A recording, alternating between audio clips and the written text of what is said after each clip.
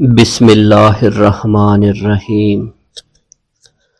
حضور سیدنا غوث اعظم کی پرورش نہایت ہی بابرکت ماحول میں ہوئی۔ آپ نے ابتدا میں گوشہ نشینی اختیار کی اور خود کو دنیاوی غلاظتوں سے پاک رکھا۔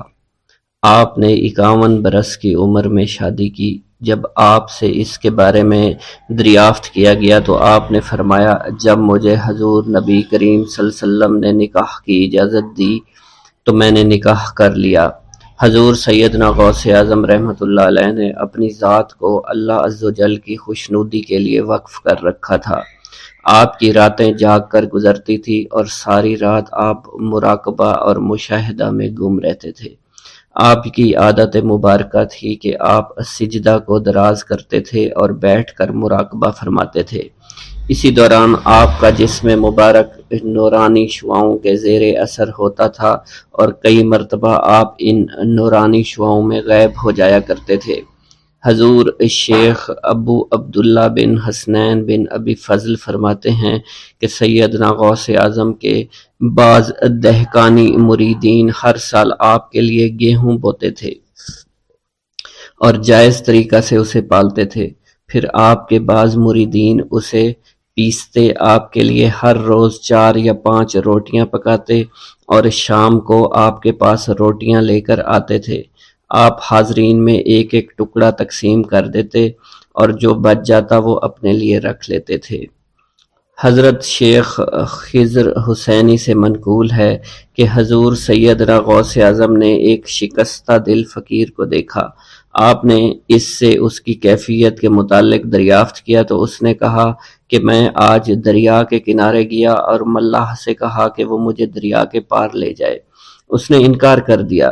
میں اپنے اس افلاس کے سبب پریشان اور شکستہ دل ہوں۔ ابھی اس فقیر کا کلام جاری تھا کہ ایک شخص آپ کی خدمت میں حاضر ہوا اور 30 دینار آپ کی خدمت میں پیش کر دیے۔ آپ نے وہ دینار اس فقیر کو دے دیے اور فرمایا کہ اس ملاح سے کہنا کہ کسی فقیر کا سوال رد مت کیا کرے۔ حضرت شیخ معمر کا بیان ہے کہ میں نے حضور سیدنا غوث اعظم سے زیادہ کسی کو درگزر فرمانے والا نہیں دیکھا۔ آپ کی عطا کا یہ عالم تھا کہ ایک محفل میں 400 لوگوں کو ولایت کے مقام اعلیٰ تک پہنچا دیا کرتے تھے۔ بھوکوں کو کھانا کھلانا اور بیواؤں کی حاجت روائی کرنا آپ کا معمول تھا۔ جب کسی بیمار کے متعلق سنتے فوراً اس کی عیادت کے لیے تشریف لے جایا کرتے۔ فقراء کو آپ کے در سے بغیر سوال کیے عطا ہو جایا کرتا۔ حضور سیدنا غوث اعظم نے فرمایا کہ مخلوق سے کنارہ کشی سے قبل علم حاصل کرو، کیونکہ جو شخص علم کے بغیر عبادت کرتا ہے وہ اصلاح سے زیادہ فساد میں مبتلا ہو جاتا ہے۔ تمہیں چاہیے کہ شمع شریعت اپنے ہمراہ لے کر علم کی روشنی میں عمل کرو، پھر اللہ تعالیٰ تمہیں علم لدنی کا وارث بنا دے گا جس سے تم ناواقف ہو۔ تمہیں چاہیے کہ تمام اسباب و ذرائع سے تعلق منقطع کر کے رشتہ داروں اور احباب سے جدائی اختیار کر لو، تاکہ تم اپنے زہد کی وجہ سے اپنے قوت باطنی اور اپنے حسن ادب کا مشاہدہ کر سکو۔ خدا کے علاوہ تمام عالم اسباب سے اس خوف سے منقطع ہو جاؤ تاکہ تمہاری شمع معرفت نہ بجھ جائے، اور جب تم 40 دن ایک چلہ اپنے رب کے لیے مخصوص کر دو گے تو تمہارے قلب سے حکمت کے چشمے جاری ہو جایا کریں گے اور تم معرفت الہی کی تپش کا مشاہدہ کرنے لگو گے، جس کو حضرت موسیٰ علیہ السلام نے اپنے شجر قلب پر محسوس کیا تھا۔ اس کیفیت کے بعد تم اپنے نفس و خواہش، اپنے شیطان، اپنی طبیعت اور اپنے وجود سے کہو گے کہ ٹھہر جا، میں نے اس آگ کا مشاہدہ کر لیا ہے جو قلب موسیٰ علیہ السلام سے روشن ہوئی تھی۔ اس کے بعد تمہارے قلب میں باطن سے یہ آواز آنے لگی کہ میں ہی تمہارا رب ہوں، میری ہی عبادت کرو، میرے غیر کی اطاعت سے گریزاں ہو جاؤ، میرے سوا کسی سے تعلق مت رکھو، میری معرفت حاصل کر کے میرے غیر کو فراموش کر دو، غیر سے اعراض کر کے صرف میرے علم، میرے قرب، میرے ملک اور میری سلطنت کی جانب متوجہ رہو۔ جب تمہیں بقائے الہی حاصل ہو جائے تو تمہاری زبان پر اللہ تعالیٰ کا نام جاری ہو جائے گا، اور تمہارے حجابات رفع ہو کر قلب سے کدورت زائل ہو جائے گی، اور نفس کو مکمل سکون حاصل ہوگا۔ پھر جب اس کے الطاف غالب آ جائیں تو تمہیں خطاب کیا جائے گا، اے قلب فرعون، نفس کی طرف توجہ کر اور ان کو راہ ہدایت پر چلا، میری جانب آ جا اور ان سے کہہ دے کہ میرا ہی اتباع کریں۔ پھر انہیں رشد کے راستے پر ہدایت کر کے ان سے تعلق قائم کر، اس کے بعد پھر قطع تعلق کر کے دوبارہ استوار ہو کر آ جا اور اسی طرف استوار ہو کر دیکھتا رہے۔ حضرت شیخ معمر سے منقول ہے، فرماتے ہیں ایک مرتبہ میں حضور سیدنا غوث اعظم کی خدمت میں حاضر تھا۔ آپ بیٹھے کچھ لکھ رہے تھے، اسی دوران چھت سے 3 مرتبہ مٹی گری۔ چوتھی مرتبہ ایسا ہوا تو آپ نے جلال میں آ کر اس جگہ دیکھا جہاں سے مٹی گر رہی تھی۔ اسی دوران ایک چوہا اس جگہ سے نیچے گرا اور مر گیا، اور یہ چوہا ہی وہاں سے مٹی کو کھود رہا تھا۔ حضرت شیخ عمر بن مسعود فرماتے ہیں حضور سیدنا غوث اعظم فرما رہے تھے، اسی دوران ایک چڑیا نے آپ کی قمیص پر بیٹ کر دی۔ آپ نے جلالی نظروں سے چڑیا کو دیکھا، چڑیا اسی وقت نیچے گری، مر گئی۔ آپ نے وضو سے فارغ ہونے کے بعد قمیص کے اس حصے کو دھویا، پھر اپنی قمیص مبارک اتار کر مجھے دی اور فرمایا اس کو فروخت کر کے اس کی رقم کو خیرات کر دو، یہ اسی کا بدلہ ہے۔ منقول ہے حضور سیدنا غوث اعظم کے زمانہ میں ایک بہت ہی گناہگار شخص تھا، لیکن اس کے دل میں آپ سے بے پناہ محبت تھی۔ جب اس کے مرنے کے بعد اس کو دفن کیا گیا تو قبر میں منکر نکیر نے سوالات کیے، تو اس نے ہر سوال کے جواب میں شیخ عبد القادر کہا۔ منکر نکیر نے اللہ کی بارگاہ میں اس کے جواب کو پیش کیا تو حکم ہوا اگرچہ یہ بندہ فاسقوں میں سے ہے، لیکن یہ میرے محبوب جو کہ صادقین میں سے ہیں ان سے محبت رکھتا ہے۔ بسم اللہ الرحمن الرحیم۔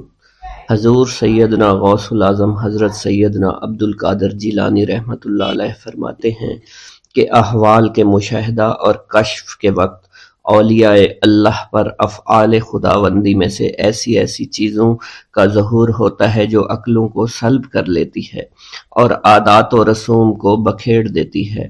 حضور سیدنا غوث اعظم فرماتے ہیں کہ افعال خداوندی 2 اقسام میں منقسم ہیں، نمبر 1 جلال، نمبر 2 جمال۔ اللہ رب العزت اولیاء اللہ کے قلوب پر اپنی دونوں صفات کے ساتھ تجلی فرماتا ہے، جلال اس کا قہر ہے اور جمال اس کی رحمت ہے۔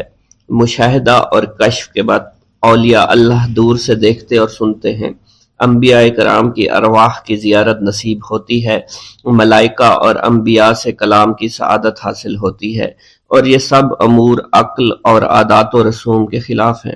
جس وقت اللہ کی تجلی قلوب پر ظاہر ہوتی ہے تو اس وقت قلوب میں سرور طاری ہو جاتا ہے۔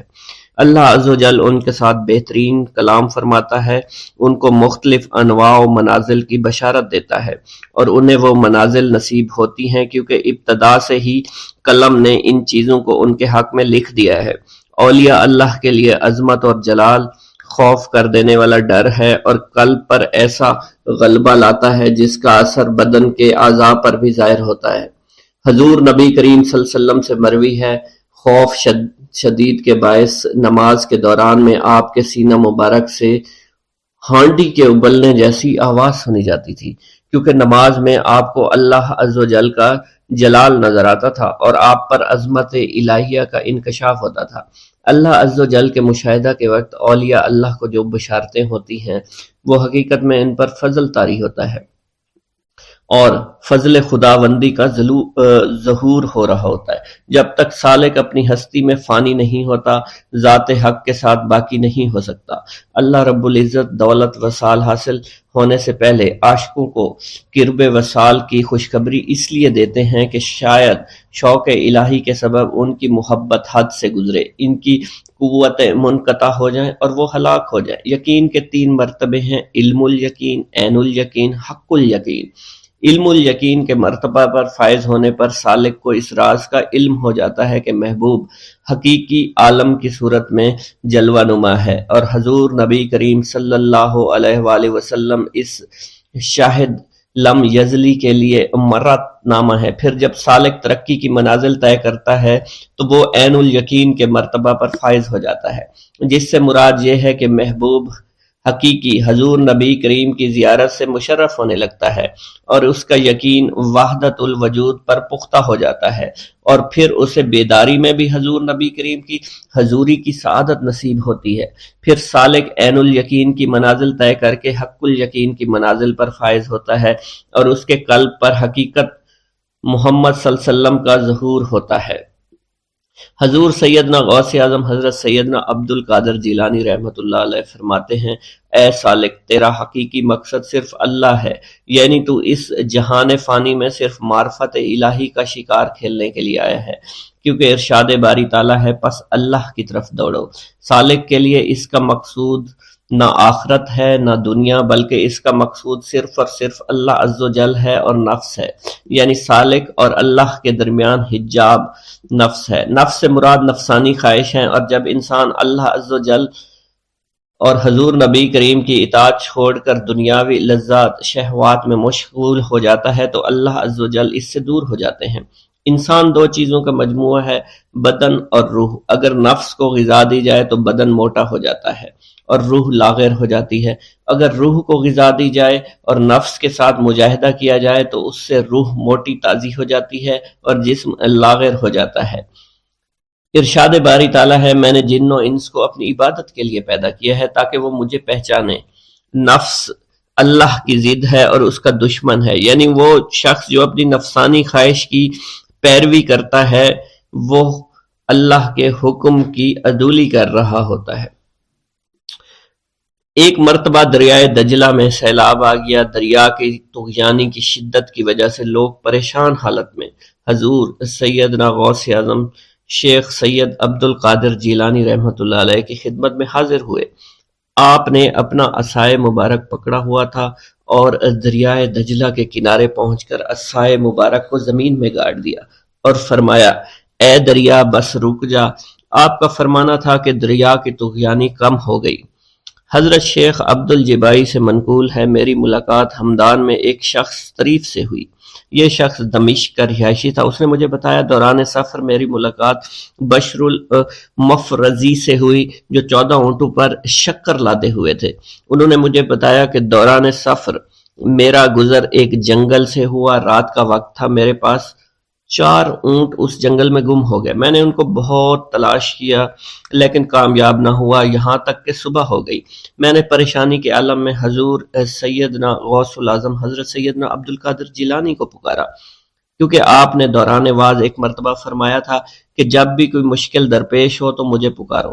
چنانچہ میں آپ کو پکارنے لگا۔ اس دوران مجھے ایک ٹیلے پر ایک شخص دکھائی دیا جس نے سفید لباس زیب تن کر رکھا تھا۔ اس شخص نے مجھے ہاتھ سے ایک جانب اشارہ کیا۔ جب میں ٹیلے کے نزدیک پہنچا تو وہ شخص غائب ہو چکا تھا۔ جب میں نے اس شخص کی بتائی ہوئی سمت میں نظر دوڑائی تو مجھے اپنے 4 اونٹ ماں سامان کے نظر آ گئے جنہیں میں ہانک کر لے آیا۔ گرا ہے بلاؤں میں بندہ تمہارا، مدد کے لیے آؤ یا غوث اعظم۔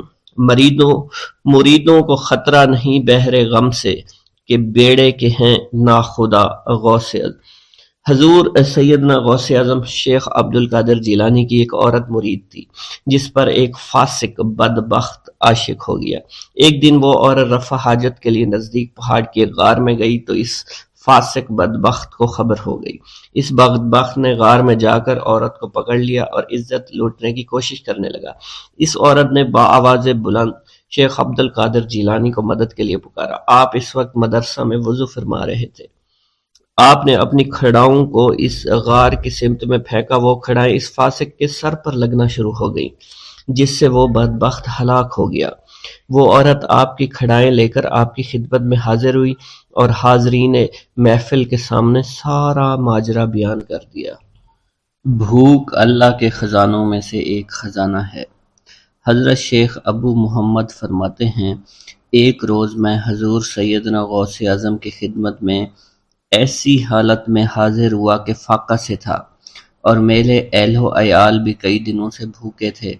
میں نے آپ کی خدمت میں سلام عرض کیا تو آپ نے میری دلی کیفیت کو بھانپتے ہوئے فرمایا، اے جونی، بھوک اللہ تعالیٰ کے خزانوں میں سے ایک خزانہ ہے۔ اور اللہ عز و جل جس کو دوست رکھتا ہے اس کو فاقہ کی نعمت عطا فرما دیا کرتا ہے۔ حضرت شیخ زین الدین فرماتے ہیں ایک مرتبہ میں اور ایک میرا دوست حج کی ادائیگی کے بعد بغداد شریف آئے۔ بغداد شریف میں ہم کسی کو جانتے نہیں تھے اور ہمارے پاس صرف ایک قبضہ کمان تھی جسے فروخت کر کے ہم نے کچھ چاول خریدے اور انہیں پکایا۔ ہم ان چاولوں سے سیر نہ ہو سکے اور نہ ہی ہمیں کوئی لطف محسوس ہوا۔ بعد ازاں ہم حضور سیدنا غوث اعظم کی محفل میں حاضر ہوئے تو آپ کچھ کلام فرما رہے تھے۔ ہمیں دیکھتے ہی آپ نے اپنا کلام قطع کر لیا اور فرمانے لگے، حجاز مقدس سے کچھ مہمان آئے اور ان کے پاس قبضہ کمان کے سوا کچھ نہ تھا جسے انہوں نے فروخت کر کے چاول خریدے اور انہیں پکا کر کھایا، لیکن نہ ہی وہ سیر ہوئے اور نہ ہی لطف اندوز۔ حضرت شیخ زین الدین ابو الحسن علی بن ابو طاہر ابراہیم انصاری فرماتے ہیں ہم نے جب حضور سیدنا غوث اعظم کا یہ کلام سنا تو ہم نہایت حیران ہوئے۔ محفل کے اختتام پر آپ نے دسترخوان بچھوایا۔ میں نے آہستگی سے اپنے دوست سے اس کی پسندیدہ چیز کے متعلق پوچھا تو اس نے کہا حلوہ کھانا چاہتا ہے، اور میرے دل میں اس وقت شہد کی خواہش پیدا ہوئی۔ ابھی یہ سب کچھ ہمارے دلوں میں ہی تھا کہ حضور سیدنا غوث اعظم نے اپنے خادمین کو حکم دیا، جاؤ حلوہ شہد لے آؤ۔ خادمین نے حکم کی، تعمیل کی اور حلوہ اور شہد ہمارے سامنے لا کر رکھ دیا۔ آپ کا اس طرح ہمارے دلوں کی بات پر مطلع ہونے سے ہم حیران رہ گئے۔ حضرت ابو حفص عمر بن صالح بغدادی ایک مرتبہ اپنی اونٹنی کو ہانکتے ہوئے حضور سیدنا غوث اعظم کی خدمت میں حاضر ہوئے۔ عرض کرنے لگے، حضور میں حج کے لیے بیت اللہ شریف جانا چاہتا ہوں، مگر میری یہ اونٹنی میرا ساتھ دینے کے قابل نہیں ہے اور فی الحال میرے پاس کوئی دوسری سواری بھی نہیں ہے۔ آپ نے اس اونٹنی کی پشت پر ہاتھ پھیرا۔ اس کے بعد حضرت ابو حفص عمر بن صالح بغدادی نے اس اونٹنی کو ایڑی لگائی تو وہ اونٹنی بیت اللہ شریف تک بھاگتی ہی چلی گئی اور کوئی دوسری سواری اس کے قریب نہیں پہنچ سکی۔ حضرت ابو حامد فرماتے ہیں میں ایک مرتبہ بغداد شریف میں حضور سیدنا غوث اعظم کی خدمت میں حاضر ہوا اور اپنا مصلی آپ کے نزدیک بچھا کر بیٹھ گیا۔ آپ نے مجھ سے فرمایا، اے حامد تم عنقریب بادشاہوں کے دسترخوان پر بیٹھو گے۔ چنانچہ جب میں حران واپس پہنچا تو سلطان نور الدین زنگی نے مجھے اپنے پاس رہنے پر مجبور کر دیا اور مجھے اپنا مصاحب خاص مقرر کر دیا اور ناظم اوقاف مقرر فرمایا۔ حضرت شیخ ابو المظفر اسماعیل سے منقول ہے کہ ایک مرتبہ حضرت شیخ الہیتی بیمار ہو گئے۔ حضور سیدنا غوث اعظم ان کی عیادت کے لیے تشریف لائے۔ آپ نے ان کے نزدیک کھجور کے 2 درخت دیکھے جو 4 سال سے خشک تھے اور ان پر پھل نہیں آتا تھا۔ آپ نے ان درختوں کے نیچے بیٹھ کر وضو کیا اور 2 رکعت نماز ادا فرمائی۔ کچھ دن گزرنے کے بعد ان درختوں پر پھل لگ گئے اور وہ دوبارہ سے سرسبز و شاداب ہو گئے۔ جھولی کو میری بھر دو ورنہ کہے گی دنیا، ایسے سخی کا منگتا پھرتا ہے مارا مارا۔ مولانا عبد الرحمن جامی فرماتے ہیں حضور سیدنا غوث اعظم کا ایک مرید آپ کے ہمراہ مسجد کی جانب جا رہا تھا۔ جمعہ کا دن تھا۔ اس دن کسی بھی شخص نے آپ کو دیکھ کر نہ سلام کیا نہ ہی کچھ توجہ فرمائی۔ اس مرید کے دل میں خیال آیا کہ پہلے تو آپ جمعہ کی نماز کی ادائیگی کے لیے بڑی مشکل سے لوگوں کے ہجوم میں سے ہوتے ہوئے مسجد کی جانب تشریف لے جایا کرتے تھے، اور آج کوئی شخص بھی آپ کو سلام نہیں کر رہا ہے اور نہ آپ کے نزدیک آ رہا ہے۔ مولانا عبد الرحمن جامی فرماتے ہیں ابھی یہ خیال اس مرید کے دل میں ہی تھا کہ حضور سیدنا غوث اعظم نے مسکرا کر اس مرید کو دیکھا، پھر لوگوں کا ایک جمع غفیر اکٹھا ہو گیا اور ہر کوئی آپ سے سلام کرنے کا خواہش مند تھا، یہاں تک کہ اس مرید اور آپ کے درمیان ہجوم حائل ہو گیا۔ اس مرید کے دل میں یہ خیال آیا کہ یہ پہلا حال اچھا تھا جب میں اور آپ تنہا تھے۔ مولانا عبد الرحمن جامی فرماتے ہیں حضور سیدنا غوث اعظم شیخ عبد القادر جیلانی نے ایک مرتبہ پھر اس مرید کی دلی کیفیت کو بھانپتے ہوئے فرمایا، تمہیں معلوم نہیں لوگوں کے دل میری مٹھی میں ہیں، میں انہیں چاہوں تو پھیر دوں، چاہوں تو اپنی جانب متوجہ کر لوں۔ ایک مرتبہ ایک عورت حضور سیدنا غوث اعظم کی خدمت میں بیٹے کو لے کر حاضر ہوئی، عرض کیا، میرے اس بیٹے کو آپ سے دلی لگاؤ ہے، آپ اسے اپنی غلامی میں قبول فرما لیں، میں اللہ عز و جل اور آپ کی خاطر اپنے بیٹے پر اپنے حق کو معاف کرتی ہوں۔ آپ نے اس لڑکے کو قبول فرما لیا۔ چند روز بعد وہ عورت اپنے بیٹے سے ملنے کے لیے آئی تو وہ لڑکا آپ کے حکم سے مجاہدات میں مشغول تھا اور بے حد کمزور اور لاغر ہو چکا تھا۔ اس عورت نے جب آپ کو دیکھا تو آپ اس وقت مرغی کا گوشت کھا رہے تھے، آپ کے سامنے ہڈیاں پڑی ہوئی تھی۔ اس عورت نے آپ سے کہا کہ آپ خود تو مرغی کھاتے ہیں جبکہ میرا بیٹا سخت مجاہدات میں مشغول ہے۔ آپ نے اس عورت کی بات سننے کے بعد ہڈیوں کی جانب اشارہ کیا اور حکم دیا، اللہ عز و جل کے حکم سے زندہ ہو جاؤ۔ آپ کا یہ فرمانا تھا کہ ان ہڈیوں سے ایک سالم مرغی زندہ کھڑی ہو گئی۔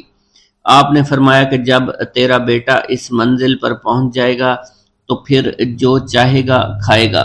منقول ہے ایک مرتبہ حضور سیدنا غوث اعظم کو اللہ عز و جل کی جانب سے حکم ہوا کہ 700 مردوں اور 700 عورتوں کو واصل باللہ کریں۔ آپ نے اللہ کے اس فرمان کے مطابق مجمع عام میں نظر دوڑائی تو مجمع میں سے 700 مرد اور 700 عورتیں علیحدہ ہو گئیں۔ آپ نے ان پر نگاہ ولایت ڈالی تو وہ سب واصل اللہ ہو گئے۔ حضور سیدنا غوث اعظم مدینہ منورہ میں حضور نبی کریم کے روضہ مبارک پر حاضری دینے کے بعد با پیادہ بغداد شریف واپس تشریف لا رہے تھے۔ راستے میں ایک چور جو کہ ناکہ لگا کر کسی مسافر کا انتظار کر رہا تھا، اس نے آپ کو قریب آنے پر روک لیا۔ آپ نے اس چور سے دریافت کیا، تم کون ہو؟ اس نے کہا، دیہاتی ہوں۔ آپ کو بذریعہ کشف اس کی بدنیتی کی خبر ہو چکی تھی۔ اسی دوران اس چور کے دل میں خیال پیدا ہوا کہ یہ غوث اعظم ہوں گے۔ آپ نے اس کے دل کی بات کو بھانپتے ہوئے فرمایا کہ میں عبد القادر ہوں۔ چور نے جب آپ کی بات سنی فوراً قدموں میں گر پڑا اور معافی کا خواستگار ہوا۔ آپ کو اس کی حالت پر ترس آ گیا۔ آپ نے اللہ عز و جل کے حضور اس کے لیے دعا فرمائی تو ندائے غیبی سنائی دی، اے غوث اس چور کو سیدھے راستہ دکھاتے ہوئے قطب بنا دو۔ آپ نے اس چور کی جانب نگاہ دوڑائی تو آپ کے فیض روحانی سے قطب کے درجے پر وہ فائز ہو گیا۔ حضرت شیخ ابو عباس خضر بن عبداللہ بن یحییٰ حسینی فرماتے ہیں، ایک مرتبہ میں نے خلیفہ ابو المظفر یوسف عباسی کو حضور سیدنا غوث اعظم شیخ عبد القادر جیلانی کی خدمت میں موجود پایا۔ اس نے آپ سے کسی کرامت کو دیکھنے کی درخواست کی اور کہا کہ اس سے میرا دل مطمئن ہو جائے گا۔ حضور سیدنا غوث اعظم حضرت سیدنا شیخ عبد القادر جیلانی نے خلیفہ سے پوچھا کہ تو کیا چاہتا ہے؟ اس نے کہا کہ ایک سیب، اور اس وقت عراق میں سیبوں کا موسم نہ تھا۔ آپ نے اپنے دست مبارک فضا میں بلند کیا اور دیکھتے ہی دیکھتے آپ کے ہاتھ میں 2 سیب آ گئے۔ آپ نے ایک سیب ابو المظفر کو دیا اور دوسرا خود رکھ لیا۔ ابو المظفر نے جب اپنا سیب چیرا تو اس میں سے کیڑا نکل آیا۔ اس نے جب اپنا سیب چیرا تو یہ اندر سے سفید تھا، اس میں سے کستوری کی خوشبو آ رہی تھی۔ ابو المظفر نے وجہ دریافت کی تو آپ نے فرمایا، اس سیب میں سے کیڑا اس وجہ سے نکلا کیونکہ اس سیب کو ظالم کا ہاتھ لگا ہوا تھا۔ حضرت شیخ ابو محمد سے مروی ہے، ایک مرتبہ میں حضور سیدنا غوث اعظم کی خدمت میں بغداد شریف حاضر ہوا۔ کچھ دنوں تک آپ کے ہاں قیام پذیر رہا اور روحانی فیوز و برکات سے مالا مال ہوا۔ بعد ازاں جب میں واپس اپنے ملک مصر روانہ ہونا لگا تو آپ نے مجھ سے فرمایا کہ کبھی کسی سے کوئی چیز مت مانگنا۔ پھر آپ نے اپنی انگشت شہادت میرے منہ میں ڈالی اور فرمایا کہ اسے اچھی طرح چوسو۔ چنانچہ میں نے آپ کے فرمان کے مطابق ایسا ہی کیا۔ جب میں آپ سے اجازت لینے کے بعد واپس اپنے ملک مصر روانہ ہوا تو بغداد شریف سے مصر تک کی طویل مسافت کے دوران مجھے کچھ بھوک محسوس نہیں ہوئی اور میں جوں جوں آگے بڑھتا رہا اپنے جسم میں توانائی کو پہلے سے زیادہ پاتا۔ ایک گاؤں کے بارے میں کہا جاتا تھا کہ جہاں قدرت کی بے پناہ نعمتیں تھیں، اللہ پاک نے وہاں کے لوگوں کو مالا مال کیا ہوا تھا۔ ایسی نعمتیں کہ جن نعمتوں کو دیکھ کر انسان اکثر مغرور ہو جایا کرتے ہیں، مگر وہاں پر کچھ مسلمان تھے، اور سب سے بڑی اور بری بات یہ تھی کہ وہاں کے تمام لوگ کافر تھے۔ وہ کفار اپنی دولت پر بہت فخر کیا کرتے تھے، کیونکہ ان میں ہر ایک انسان بہت دولت مند تھا، ہر ایک کے پاس بے بہا پیسے تھے، کسی کو پیسوں کی کمی نہیں تھی۔ وہاں کے سردار کی ایک اکلوتی بیٹی تھی جس کو سردار بے پناہ پیار کرتا تھا۔ اس سردار کی بیٹی بے پناہ مغرور، ظالم، گھمنڈی تھی۔ وہاں پر غریب لوگ صرف مسلمان ہی تھے، تمام کافر ایک دوسرے کی مدد کیا کرتے تھے، لیکن مسلمانوں کی مدد کرنے والا وہاں پر کوئی نہ تھا۔ وہاں پر انہیں کوئی دیکھنے والا نہ تھا۔ سردار کی بیٹی کو کالے جادو میں خوب مہارت حاصل تھی، اور وہ جادو کی وجہ سے وہاں پر رہنے والے غریبوں پر بہت ظلم کیا کرتی تھی۔ تمام مسلمان اس سے بے حد پریشان تھے، اور وہ لوگوں کو غلام بناتی اور مزدور بناتی تھی۔ اگر ان میں کوئی اس کی بات نہ مانتا تو اس کو قیدی بنا کر اپنے اشاروں پر نچایا کرتی تھی۔ اس بستی میں چونکہ اکا دکا مسلمان تھے جن کا کوئی پرسان حال نہیں تھا، کوئی بھی ان کو بچانے والا نہیں تھا۔ جب وہ سردار کی بیٹی کے ظلم حد سے بڑھ گئے تو مسلمانوں میں سے ایک بوڑھے شخص نے اللہ کے حضور گڑ گڑا کر دعائیں کی، اے اللہ، ہمارے چند نسلیں جو یہاں پر بچی ہوئی ہیں، ان نسلوں کو تو بچا لے۔ یہ سردار کی بیٹی جس نے ہمارا جینا دشوار کر رکھا ہے، یہاں کوئی بھی انسان ہمارا حال نہیں پوچھتا، اور نہ ہی ہمارے پاس مال و دولت ہے، اور نہ ہی ہمارے پاس جسمانی طاقت بچی ہے۔ یا اللہ، ہمارے لیے کوئی ایسا بندہ بھیج جو نہ صرف طاقتور ہو بلکہ اس جادوگرنی یعنی سردار کی بیٹی کو بھی ہرا سکے۔ اللہ رب العزت نے اس بوڑھے کی دعا کو قبول فرمایا، اور یوں اس جگہ پر ایک اللہ والے کو بھیج دیا، اور وہ اللہ والے ایسے ہی بستی میں داخل نہیں ہوئے، بلکہ ایک دن کچھ عجیب واقعہ ہوا۔ ان کافروں کا سردار جنگل میں سیر سپاٹے کرتے ہوئے نکلا تھا، بڑی شان سے چلتا ہوا وہ سفر کر رہا تھا۔ اچانک ایک زہریلا سانپ اس کے سامنے آیا۔ اس زہریلے سانپ نے بادشاہ کو ڈس لیا، اور وہ بے ہوش ہو کر زمین پر گر پڑا اور تڑپنے لگا۔ اس کے جو ساتھی تھے انہوں نے جب اپنے سردار کو یوں تڑپتا ہوا دیکھا اور سردار کی غیر حالت دیکھی تو کہ جسے ایک زہریلے سانپ نے کاٹ لیا ہے، تو وہ فوراً اسے اٹھا کر گھر لے آئے تاکہ اسے بچانے کے لیے کچھ کیا جا سکے۔ اس لڑکی نے اپنے باپ کی جب یہ حالت دیکھی تو اپنے آس پاس کے بڑے بڑے حکیموں کو بلایا، لیکن عجیب بات یہ تھی کہ لاکھ کوشش کے باوجود زہر نکالنے میں سارے ناکام ہو رہے تھے،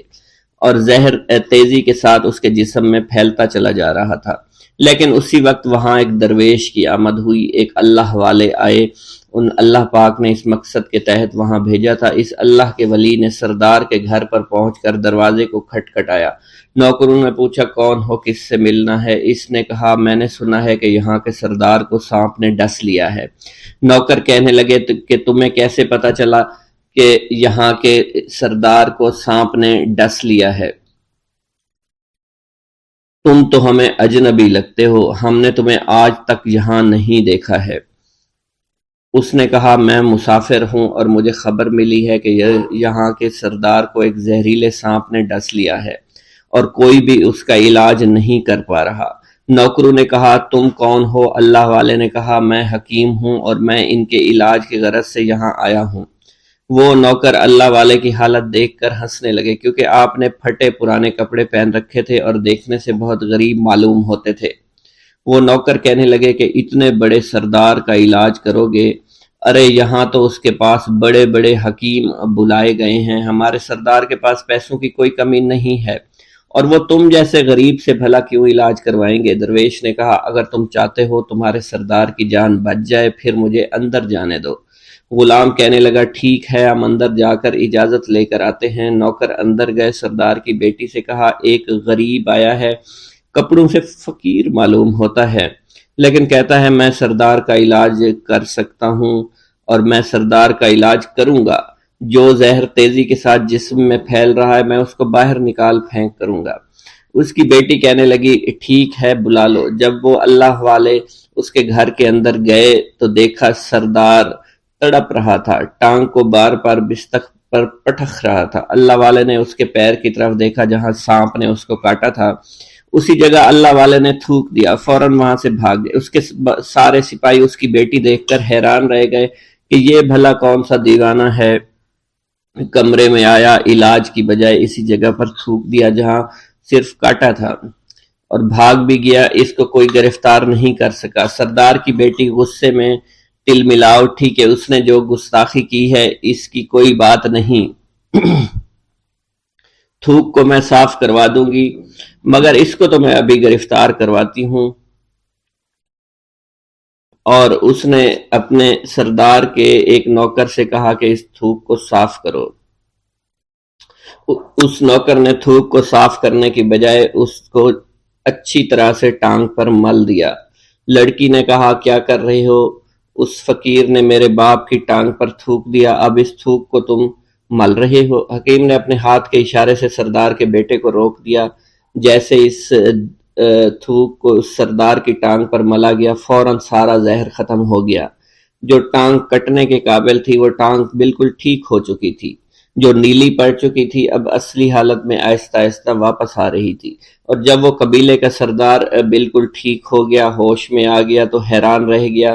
اسے بتایا کہ فقیر بابا کے تھوک کی وجہ سے آپ ٹھیک ہوئے ہیں۔ اس نے کہا وہ بزرگ تو ہمارے لیے مسیحا ہے، تم لوگوں نے انہیں جانے کیوں دیا؟ انہیں میرے پاس لے کر آؤ، انہوں نے ہم پر بہت بڑا احسان کیا ہے، ہم اس کے احسان کا بدلہ ضرور چکائیں گے۔ اس کی بیٹی جو خاموشی سے باپ کو دیکھ رہی تھی، اس نے کچھ بھی نہ کہا۔ گاؤں کے سردار کے کہنے پر سارے سپاہی اللہ والے کو ڈھونڈنے کے لیے نکل گئے۔ وہ چاروں طرف پھیل گئے، لیکن کہیں بھی اللہ والے کا پتہ نہیں چل رہا تھا۔ پھر جب سپاہی تلاش کرتے کرتے جنگل میں داخل ہوئے، وہاں ایک درخت کے نیچے ایک آدمی کو عبادت کرتے ہوئے دیکھا۔ وہ غور سے اس کو دیکھ رہے تھے اور کہہ رہے تھے یہ کس طرح کی عبادت کر رہے ہیں؟ ہم لوگ تو اپنے بتوں کے آگے ہاتھ جوڑتے ہیں، یہ نہ جانے کس کو سجدہ کر رہے ہیں۔ خیر، عبادت کے فوراً بعد اللہ والے کو پکڑ لیا، گاؤں کے سردار کے سامنے پیش کیا۔ وہ کہنے لگا آپ کون ہیں اور کہاں سے آئے ہیں؟ سب سے پہلے تو میں گستاخی کی معافی چاہتا ہوں، میرے لوگوں نے آپ کے ساتھ بڑی بدتمیزی کی، لیکن آپ کی وجہ سے آج میں زندہ ہوں۔ ہم گناہ گاروں کی وجہ سے آپ جیسے لوگوں کو بہت تکلیف ہوئی ہے، اس لیے میں معذرت چاہتا ہوں۔ آپ سے درخواست کرتا ہوں کہ آپ میری طرف سے یہ قیمتی لباس یعنی کپڑے اور عربی گھوڑا قبول کیجئے۔ اللہ والوں نے اس کی طرف مسکرا کر دیکھا اور کہا یہ گھوڑا، یہ لباس بہت قیمتی ہے، مگر یہ لباس پہن کر اس گھوڑے کے لیے گھاس کاٹوں گا تو کیا اچھا لگوں گا؟ سردار نے کہا فکر نہ کریں، گھوڑے کے ساتھ ساتھ ہم آپ کو نوکر بھی دیں گے۔ اللہ والے نے کہا کہ اتنی مال و دولت اور نوکروں کے ساتھ میں اکیلا رہوں گا؟ گاؤں کا سردار بولا حضور آپ کی یہ بات سن کر میں سوچ میں گم ہو گیا ہوں، لیکن یہ میری بیٹی آپ کے سامنے حاضر ہے۔ بیٹی حیرت سے اپنے باپ کو دیکھ رہی تھی کہ میرا باپ اب کیا کہنے والا ہے۔ سردار نے کہا میری بیٹی جسے آپ نے دیکھ لیا ہے، اس کی شادی میں آپ سے کر دوں گا، مگر ایک شرط ہے کہ آپ کو اپنے مذہب کو چھوڑنا پڑے گا۔ میرے سپاہیوں نے آپ کو عبادت کرتے ہوئے دیکھا ہے، جہاں تک ہمارے معمولات ہیں ہم بتوں کے آگے سجدہ کرتے ہیں اور ان کی عبادت کرتے ہیں، اور آپ جس کے آگے سجدہ کرتے ہیں وہ اللہ ہے، یعنی آپ مسلمان ہیں، اس لیے آپ کو اپنا مذہب چھوڑنا پڑے گا۔ کیا آپ ایسا کر سکتے ہیں؟ اللہ والے نے کہا کہ مجھے ایک بات بتائیے، آپ سب کچھ دیکھ رہے ہیں، آپ نے مجھے یہ بھی دعا دی کہ میری اولادیں ہوں اور آپ کی نسل آپ کی بیٹی سے چلے گی۔ مجھے ایک بات بتائیں، اگر ان بچوں میں سے کسی بچے کو خدا نہ خواستہ کچھ ہو گیا تو کس کو رونا پڑے گا؟ سردار نے جواب دیا اگر خدا نہ خواستہ کچھ ایسا ہوا تو رونا مجھ کو ہی پڑے گا۔ اللہ والا نے مسکرا کر کہا اگر یہ سارا مال لے کر مجھے رونا ہی پڑا تو آپ اپنا گھوڑا، اپنی دولت، اپنی بیٹی، ہر چیز اپنے پاس رکھ لو۔ میں خوش ہوں، میں مسلمان ہوں، میں ٹھیک ہوں۔ اگر یہ تمام چیزیں لے کر مجھے اپنا محلہ چھوڑنا پڑے تو میں اپنی جان دے کر بھی اپنے مذہب کو نہیں چھوڑوں گا۔ جس طرح آپ نے مجھے نوازا ہے، میں اسی رب کے دین کو چھوڑ کر چلا جاؤں گا۔ صرف چند پیسوں کی خاطر میں ہر دن پیسہ نہیں کر سکتا، اور اپنی درویشی میں بہت خوش ہوں۔ اللہ نے مجھے جس مقصد کے لیے بھیجا تھا وہ میرا مقصد پورا ہو جائے گا۔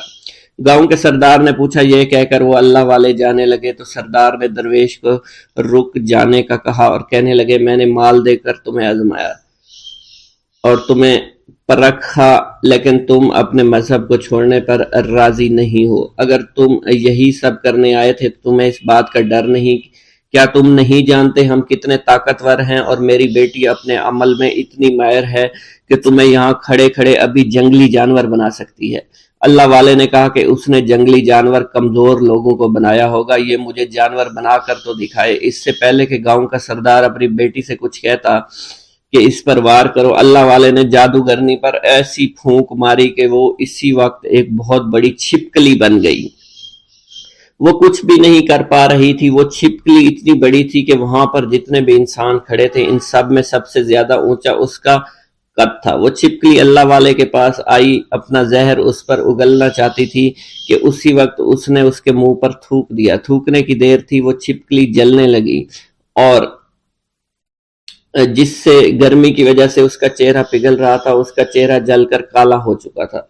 वो मरने वाली थी कि सरदार दौड़ता हुआ कदमों में आकर गिर पड़ा और माफी मांगने लगा और कहने लगा, हजूर, इस गुस्ताखी के लिए मैं माजरत खा हूं, आप मुझे माफ कर दो। मैंने सच में आपको बहुत कमजोर समझा था, आपको आपका मजहब से हटाना चाहा था। अगर मेरी बेटी ठीक हो जाए तो मैं सच कहता हूँ यहाँ पर जितने लोग हैं हम पूरी की पूरी बस्ती मुसलमान हो जाएंगे। अल्लाह वाले ने कहा कि हम तुम्हें अपने दीन में शामिल करने के लिए ये सब नहीं कर रहे, बल्कि तुम लोग मुसलमान भाइयों पर जो जुल्म करते हो वो जुल्म को ख़त्म करने के लिए हम यहाँ आए हैं। हमारे दीन में जबर और जुल्म नहीं।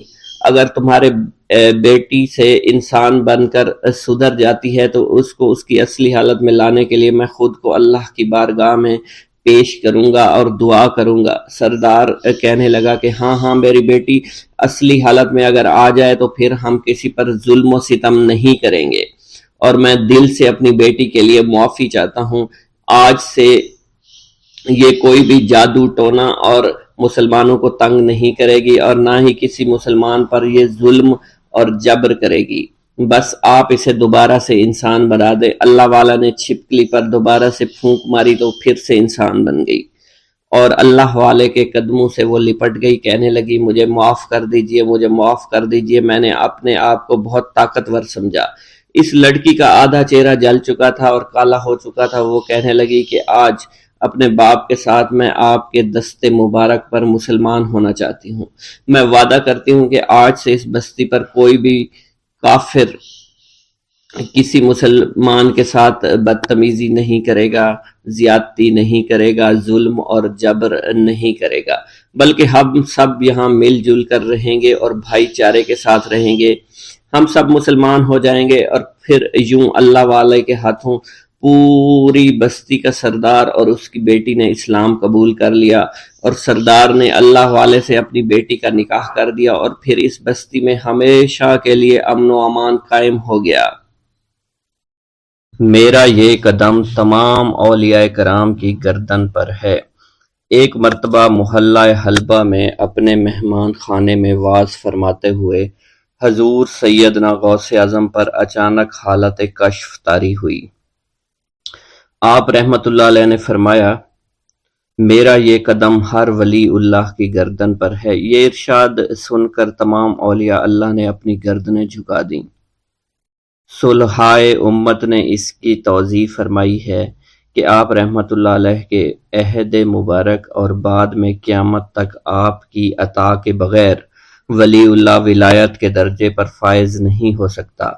सुल्तानुल हिंद हजरत ख्वाजा मोइनुद्दीन चिश्ती अल मारूफ ख्वाजा गरीब नवाज इस वक्त खुरासान के पहाड़ों पर मुजाहिदात में मशगूल थे। उन्होंने भी हजूर सैयदना गौसे आजम का इरशाद गिरामी सुनकर अपनी गर्दन झुका दी और यूं अर्ज गुजार हुए, आपके कदमैन शरीफैन मेरे सर और मेरे आंखों पर हैं। हजूर सैयदना गौसे आजम फरमाते हैं कि मैं 10 बरस की उम्र में अपने शहर के मकतब में हसूल इल्म के लिए जाया करता था।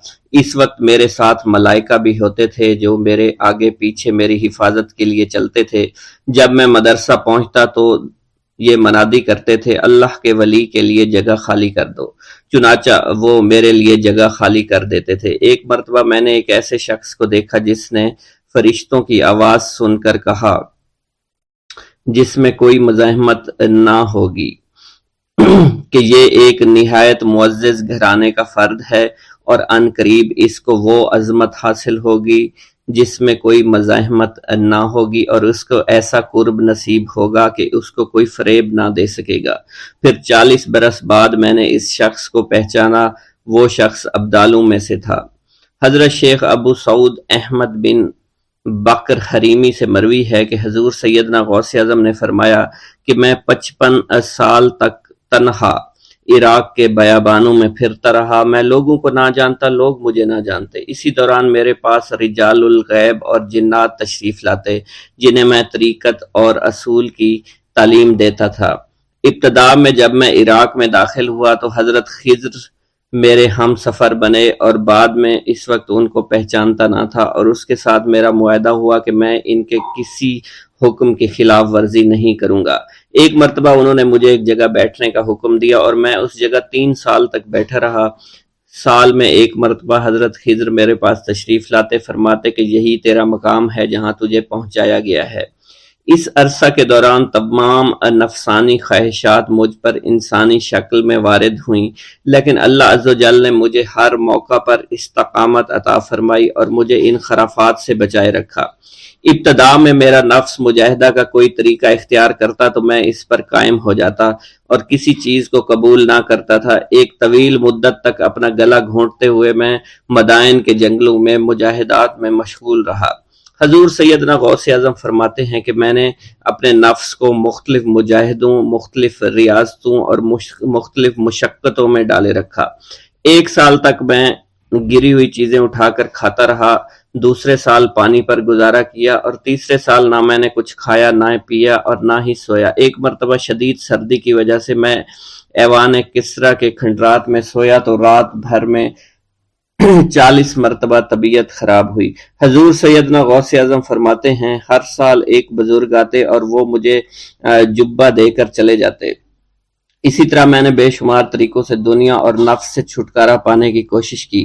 لوگ مجھے دیوانہ سمجھتے تھے۔ میں برہنہ جسم جنگلوں میں چلا جاتا اور کانٹوں پر لوٹتا شور مچاتا تھا۔ میرا تمام بدن سے خون جاری ہو جایا کرتا تھا اور لوگ مجھے اٹھا کر شفا خانے لے جایا کرتے جہاں میری حالت مزید بگڑ جاتی۔ ایک وقت ایسا بھی آیا جب مجھ میں اور مردہ میں کوئی فرق نہ تھا۔ لوگ کفن لے کر آئے، غسال کو بلوایا کہ وہ مجھے غسل دے دیں۔ ابھی انہوں نے مجھے غسل دینے کے لیے تختہ پر ڈالا ہی تھا کہ میری حالت درست ہو گئی۔ میں اٹھ کھڑا ہوا۔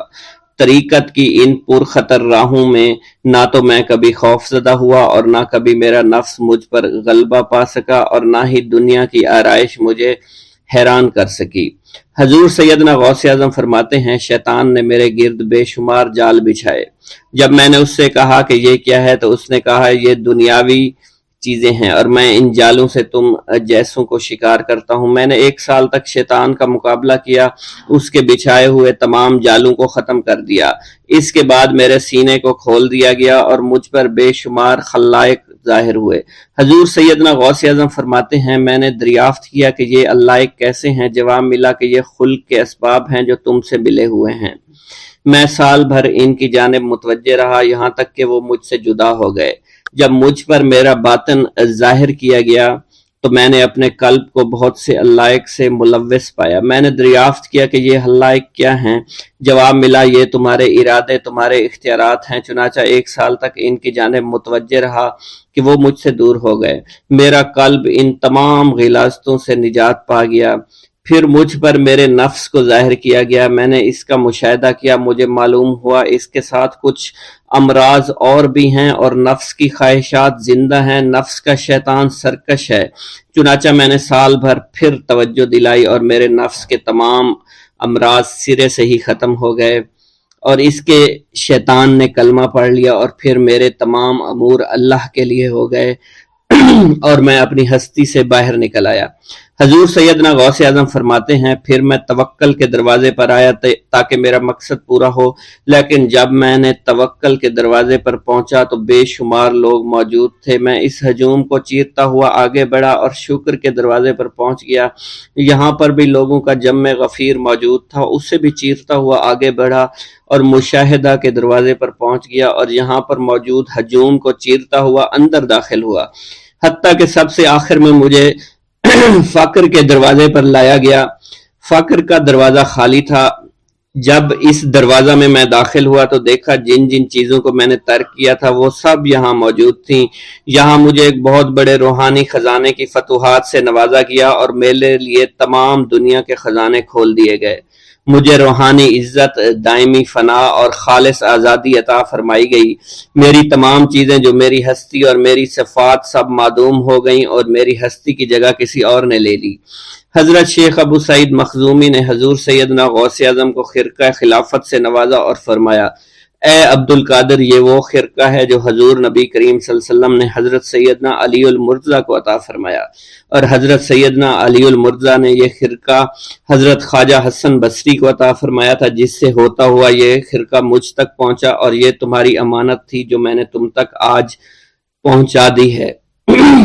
حضور سیدنا غوث اعظم نے جب خرقہ مبارک کو زیب تن کیا تو آپ پر بے شمار انوار و تجلیات کی بارش ہونا شروع ہو گئی۔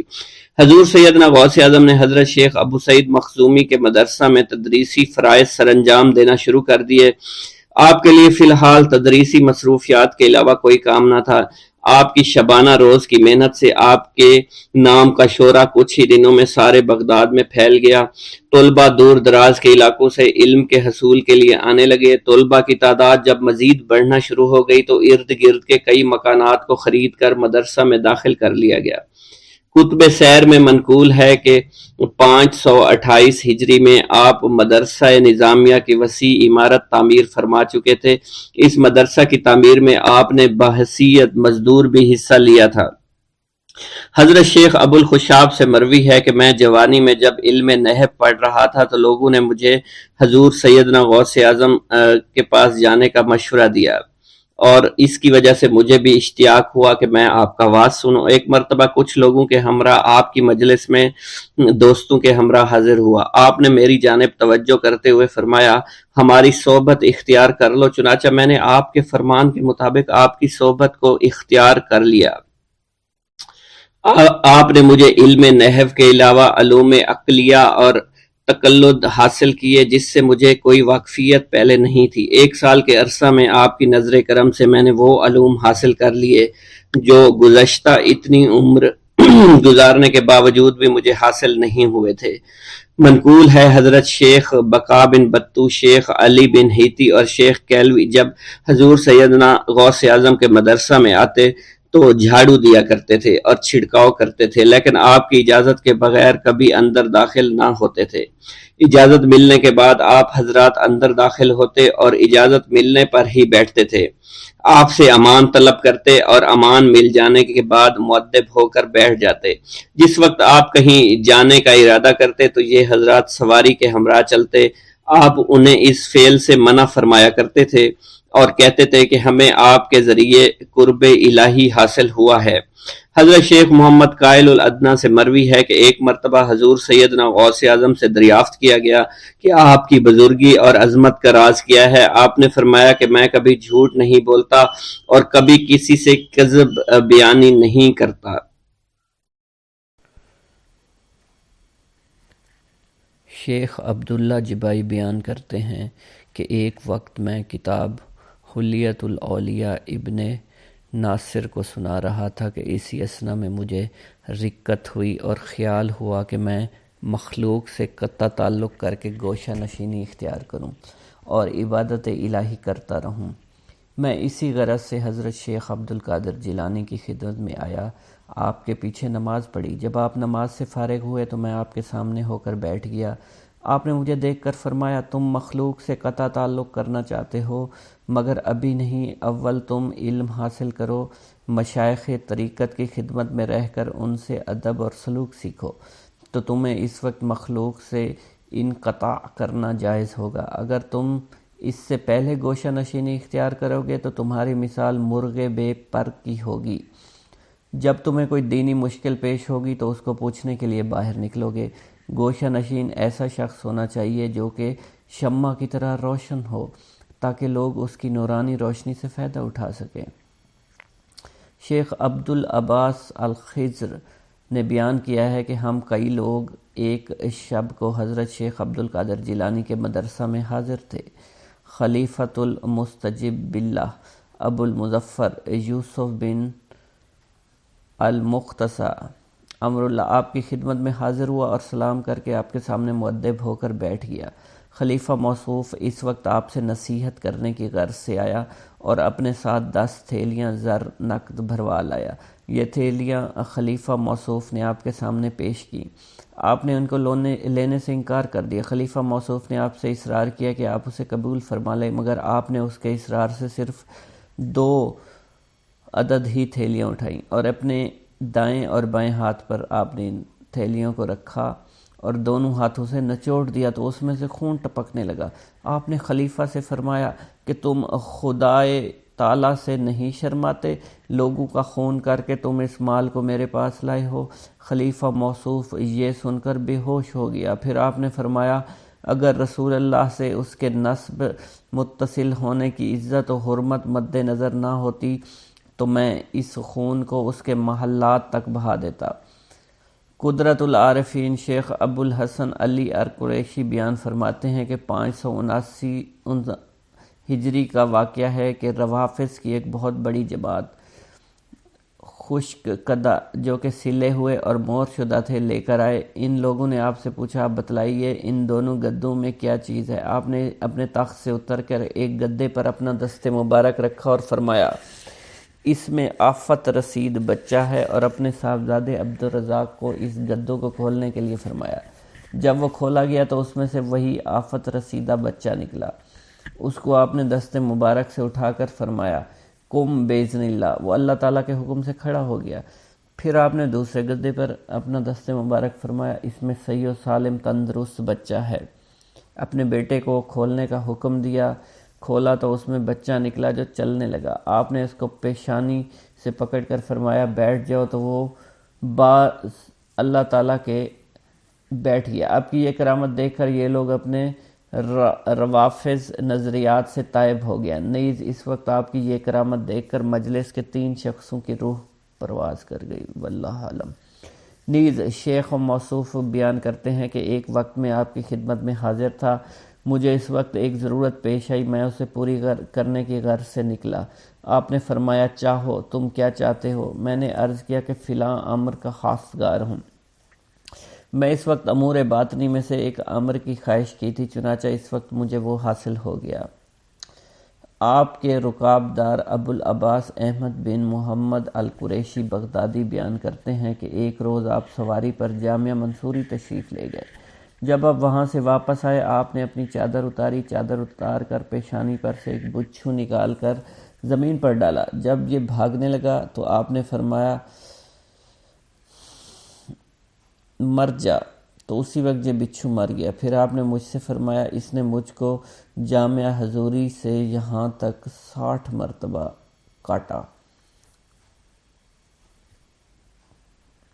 ایک دفعہ بغداد کی قحط سالی میں آپ سے تنگ دستی فاقہ کشی کی شکایت کی تو آپ نے مجھے قریباً 10-12 سیر گندم دیے اور فرمایا اسے لے جاؤ اور کوٹھے میں بند کر دو، اور صرف ایک طرف سے اس کا منہ کھول کر حسب ضرورت اس میں سے نکال لیا کرو، مگر اسے کبھی دیکھنا مت۔ چنانچہ اس گیہوں کو 5 سال تک کھاتے رہے۔ ایک دفعہ میری زوجہ نے اس کوٹھے کا منہ کھول کر دیکھا اس میں کتنے گیہوں ہیں، تو اس میں جس قدر اول روز دانے ڈالے تھے اتنے ہی معلوم ہوئے۔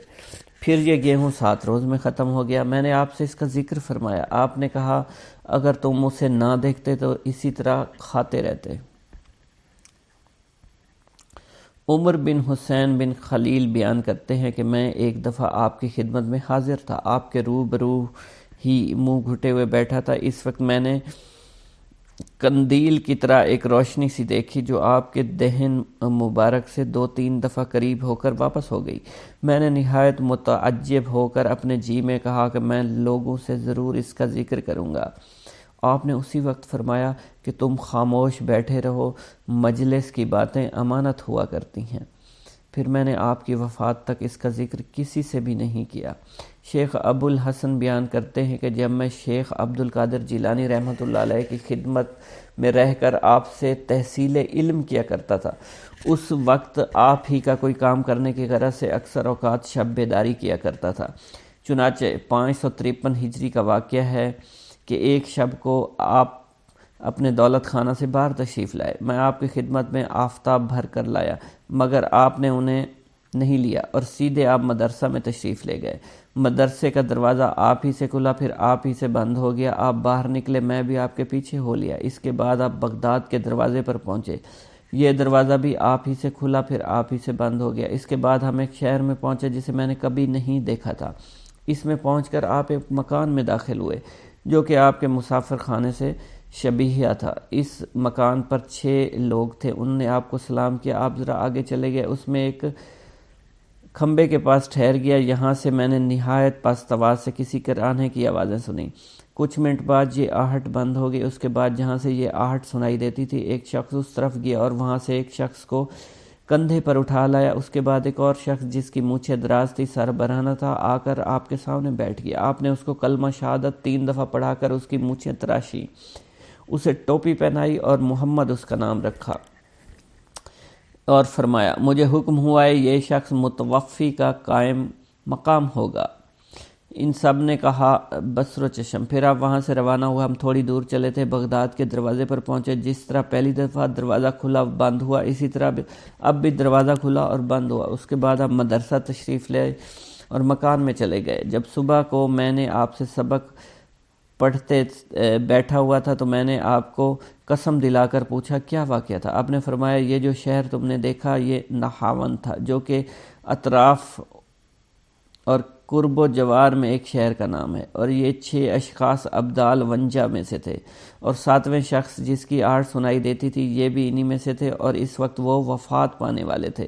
اس لیے میں ان کے پاس گیا، اور جس شخص کو میں نے کلمہ شہادت پڑھایا وہ نصرانی اور قسطنطنیہ کا رہنے والا شخص تھا۔ مجھے حکم ہوا تھا کہ وہ شخص ان کا قائم مقام ہوگا، اس لیے وہ میرے پاس لایا گیا۔ اس نے اسلام قبول کر لیا، اب وہ ابدال و انجا میں ہے۔ اور جو شخص اپنے کندھے پر ایک شخص کو لایا تھا وہ ابو العباس حضرت خضر علیہ السلام تھے۔ آپ اسے لے کر آئے تھے تاکہ وہ متوفی کا قائم مقام بنایا جا سکے۔ یہ بیان فرمانے کے بعد آپ نے مجھ سے اس بات کا عہد لے لیا کہ میں آپ کی زیست تک اس کا واقعہ بیان نہ کروں، اور فرمایا تم میری زندگی میں کسی راز کو افشا مت کرنا۔ ابو سعید بغدادی بیان کرتے ہیں 537 ہجری کا واقعہ ہے، میری ایک دختر مسمات فاطمہ ایک خانہ کی چھت پر گئی تو اسے کوئی جن اٹھا کر لے گیا۔ اس کی ہنوز شادی نہیں ہوئی تھی، 16 برس کا اس کا سن تھا۔ میں نے حضرت شیخ عبد القادر جیلانی کی خدمت میں حاضر ہو کر واقعہ بیان کیا تو آپ نے مجھ سے فرمایا تم بغداد کے محلہ کرخ کے ویرانے میں جا کر 5ویں ٹیلہ کے نزدیک بیٹھ جاؤ، اپنے ارد گرد حصار کھینچ لو۔ حصار کھینچتے وقت بسم اللہ الرحمن الرحیم علی لیلۃ عبد القادر پڑھو۔ جب نصف شب گزرے گی تو تمہارے پاس سے مختلف صورتوں میں جنات کا گزر ہوگا، تم ان میں سے کچھ خوف بالکل مت کھانا۔ پھر صبح کو ایک بہت بڑے لشکر کے ساتھ تمہارے پاس ان کے بادشاہ کا گزر ہوگا، وہ تم سے تمہاری ضروریات دریافت کرے گا، تم ان سے کہنا کہ مجھے عبد القادر جیلانی نے تمہارے پاس بھیجا ہے۔ اس کے بعد تم اپنی دختر کا واقعہ بیان کر دینا۔ ابو سعید عبداللہ بن احمد فرماتے ہیں کہ میں آپ کے حسب ارشاد ویرانہ میں جا کر حصار کھینچ کر بیٹھ گیا، وہاں سے جنات کے متعدد گروہ کا ہیبت ناک صورتوں میں گزر ہوتا رہا، مگر میرے پاس حصار کے علاوہ کوئی نہیں آ سکتا تھا۔ آخر ایک لشکر کا گزر ہوا، ان کا بادشاہ گھوڑے پر سوار تھا، وہ میرے سامنے آ کر ٹھہر گیا، مجھ سے پوچھنے لگا تمہیں کیا ضرورت پیش آئی ہے؟ میں نے کہا شیخ عبد القادر جیلانی نے مجھے آپ کے پاس بھیجا ہے۔ جب اس نے آپ کا نام سنا گھوڑے پر سے اتر کر نیچے بیٹھ گیا، اسی طرح اس کے ساتھ اس کا لشکر بھی نیچے بیٹھ گیا۔ پھر اس نے مجھ سے کہا اچھا پھر انہوں نے تم کو کس لیے بھیجا ہے؟ میں نے اپنا قصہ بیان کیا۔ اس نے اپنے تمام لشکر سے دریافت کیا کہ ان کی دختر کو کون اٹھا کر لے گیا ہے۔ تو ان سب نے کہا معلوم نہیں کون لے گیا۔ اس کے بعد جن لایا گیا اور کہا گیا یہ چین کے جنات میں سے ہے، دختر اس کے ساتھ تھی۔ اس بادشاہ نے پوچھا تو یہ کیا ہوا تھا؟ تو اسے قطب وقت کی رکاب داری میں سے اٹھا کر لے گیا تھا۔ اس نے کہا کہ یہ دختر مجھے اچھی لگی تھی اس لیے میں اس کو اٹھا کر لے گیا۔ بادشاہ نے اس کا کلام سنتے ہی اس کی گردن اڑا ڈالی اور لڑکی کو میرے حوالے کر دیا۔ اس کے بعد میں نے بادشاہ سے کہا آج کے سوا مجھے آپ لوگوں کا حضرت شیخ عبد القادر جیلانی کی تابعداری کرنا معلوم نہ تھا۔ تو وہ کہنے لگا کہ بے شک شیخ عبد القادر جیلانی ہم میں سے تمام سرکش لوگوں پر نظر رکھتے ہیں، اس لیے وہ آپ کے خوف سے بھاگ کر دور دراز مقام پر جا بسے، کیونکہ جب اللہ تعالیٰ کسی کو قطب وقت بنا دیتا ہے تو جن و انس دونوں پر اس کی حاکمیت بھی دیا کرتا ہے۔